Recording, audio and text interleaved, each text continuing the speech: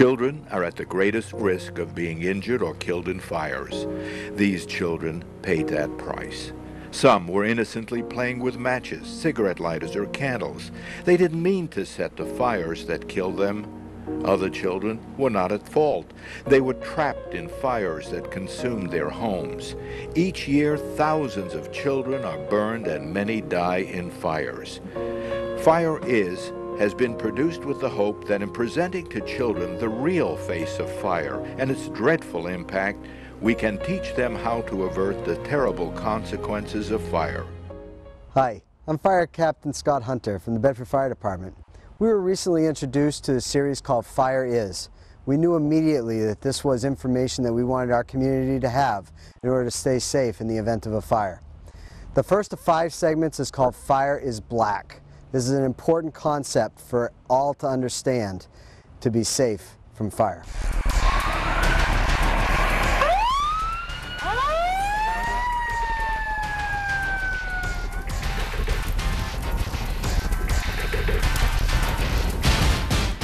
Hi, my name is Allison Field. My dad, Frank Field, and my brother Storm and I have been television news reporters for many years. And the saddest stories we've had to cover are the ones involving children hurt or killed in fires. Sometimes the kids were playing with matches or lighters. Sometimes it wasn't their fault at all. We made this program to show you the danger of playing with fire and to teach you fire safety lessons so that you'll know what to do if there is a fire. Now, you may believe you already know all about fire safety because you've had fire drills at school, or sometimes firefighters may have come to talk at your school. But listen, because there's a lot more you need to know. My dad and brother put on special firefighting gear to learn firsthand the dangers of fire. One fact they learned and want you to know is that fire is black.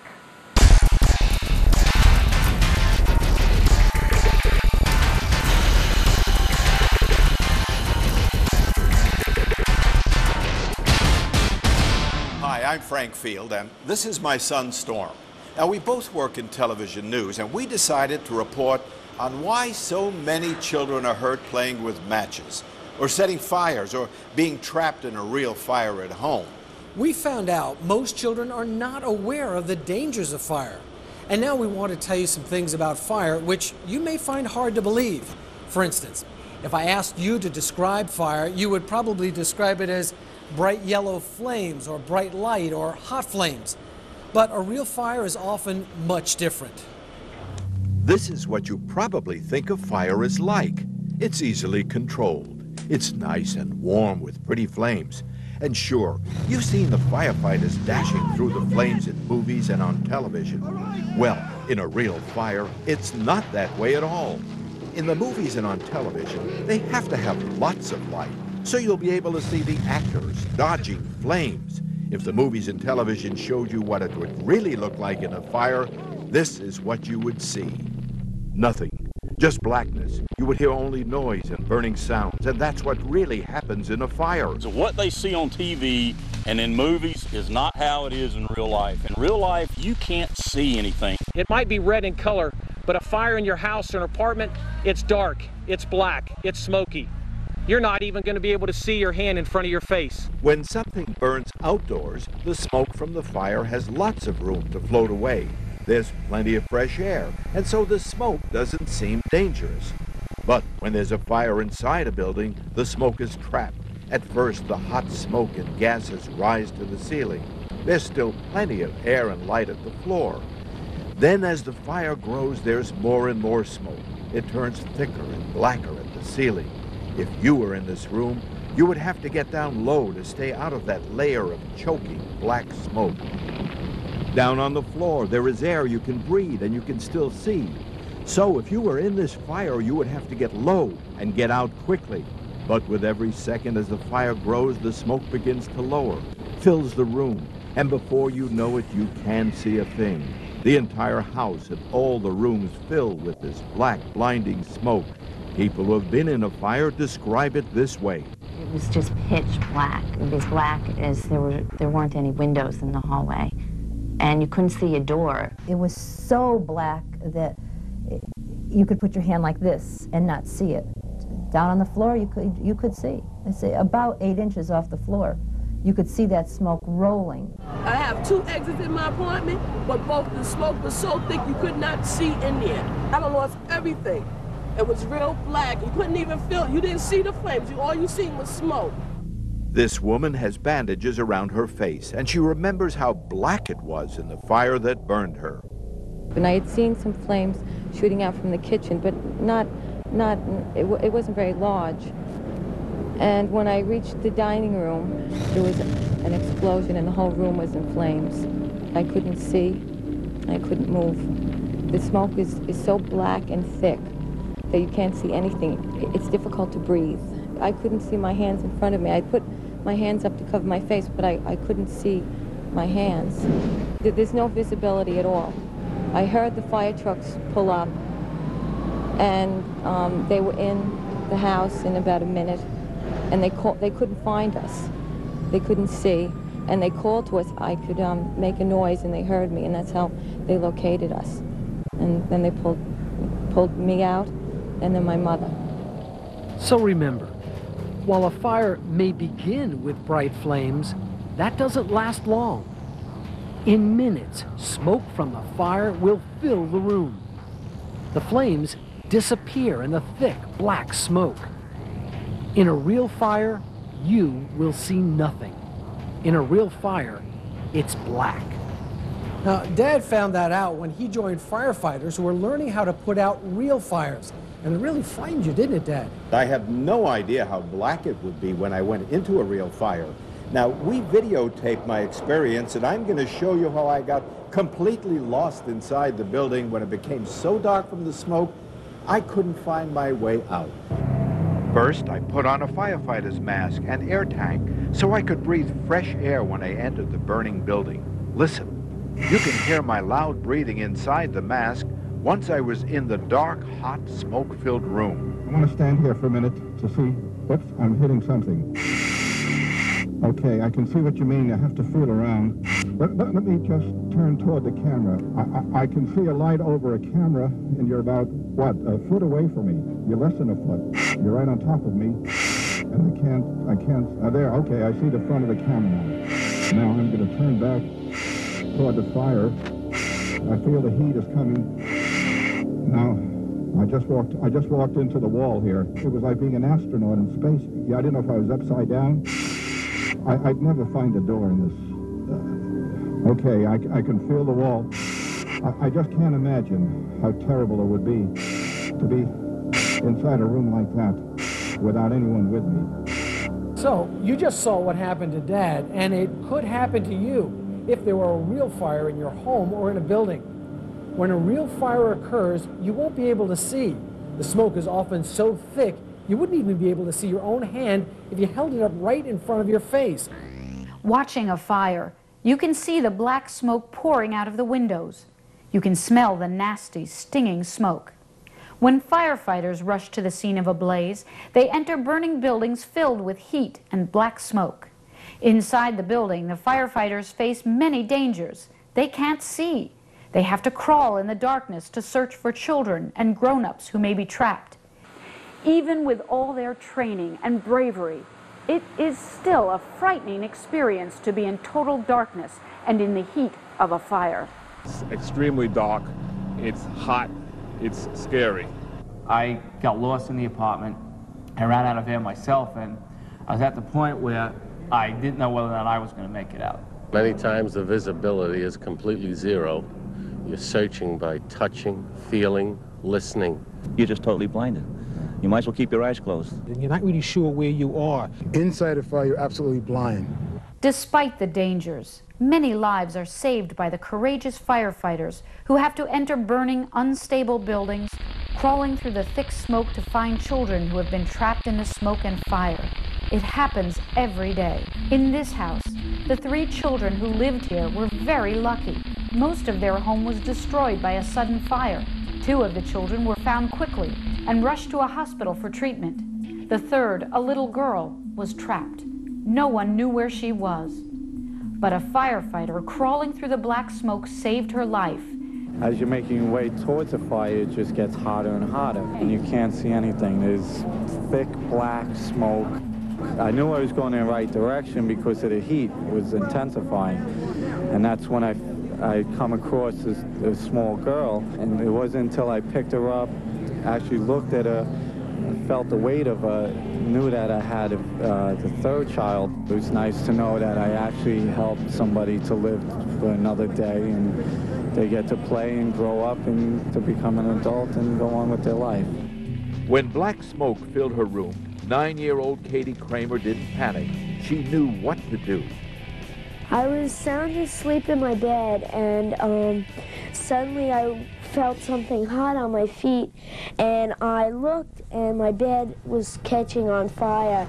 It was black, totally black, and you couldn't see a thing in the room. I crawled over here and out the hall and got my mother and sister and father. And you closed the door behind you? Yes, I did. As I awakened and came around my bed, I saw about a foot of gray, heavy, acrid-smelling smoke coming under the sill, under the top part of our bedroom door. And I went out into the hall, and at the same time, Katie went in and woke her sister up. My sister opened the door, and I could see a lot of smoke coming in, and that's how I knew that's how I was sure that there was a fire in Katie's room. And she grabbed my hand. She grabbed my hand, and I took a deep breath of what oxygen was left in my room, and I holded it until I could. I holded it as long as I could until I couldn't hold it anymore, and then I breathed the smoke, and I ran downstairs, and I shaked my brother a lot, and I yelled in his ear, and I said, "Chris, wake up! There's a fire in Katie's room." Without Katie's quick action, there would have been no warning. All would have died. You see, the smoke detector wasn't working. The battery in my smoke detector was rusted to the mechanism. I never thought that this would ever happen to us. I was very scared, but then I thought about how you don't be scared, because if you get scared, you get panicked, and you're not supposed to really get panicked, because then you won't know what to do and everything. Whereas Catherine Kramer, who was 9 years of age, acted in a heroic manner. For her bravery, and because she knew what to do and was not frightened by the black smoke, Katie was honored by the mayor of her town and her classmates. Luckily, Katie knew what to do. She didn't panic. She crawled out of her room because she knew it was cooler on the floor. There would be less smoke and heat down on the floor. When there's a fire outside, the smoke from the fire floats away into the air.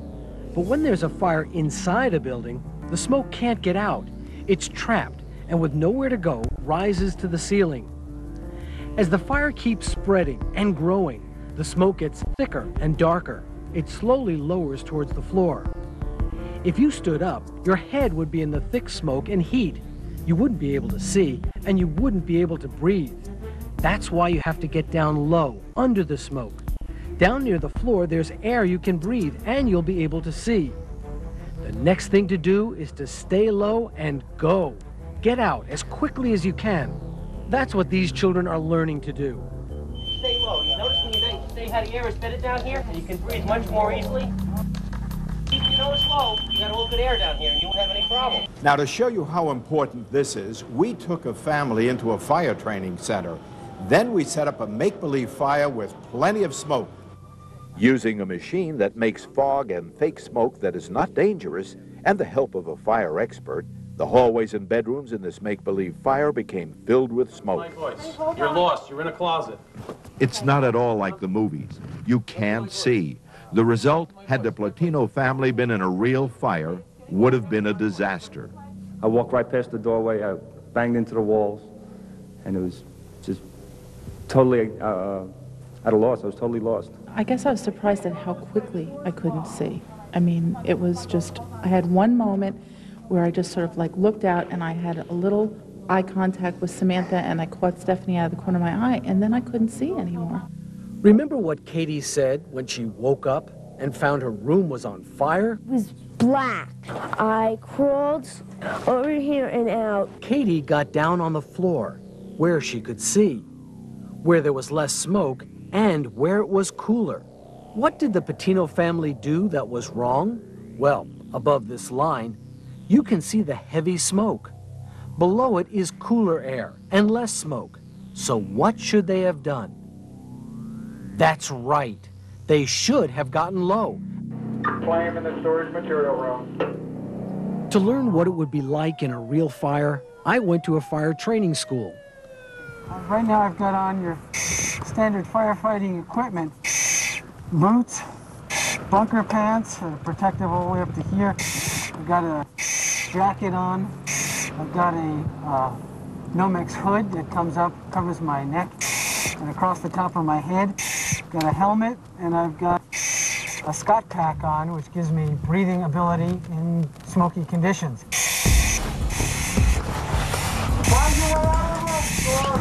Even though this was just a training exercise, it was still very scary. I don't think I would have been able to find my way out through the black smoke if I didn't have the help of trained firefighters. Okay, out.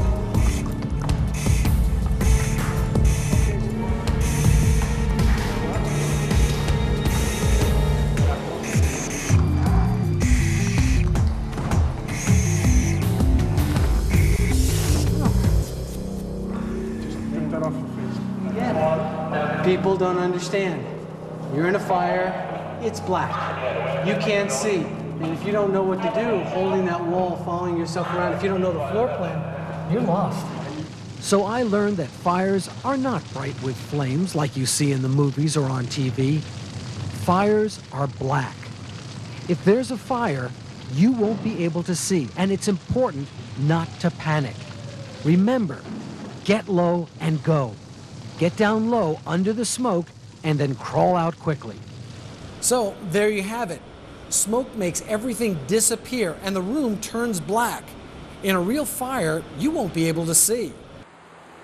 So now you know that fires grow fast and give off so much smoke you may not be able to see a thing inside a burning building. You have to stay calm, like Katie did. Never panic, because now you know what to expect. You won't be able to see in a fire because of the black, stinging smoke. And you know what to do. Get low and go.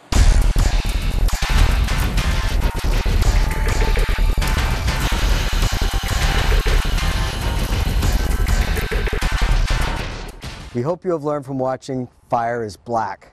As you can see, not everything there is to learn about fire safety is learned in elementary school. It's not like it is in the movies. This segment is the first of 5 in a series. We hope that you can tune in for the other 4. Until next time, stay safe out there.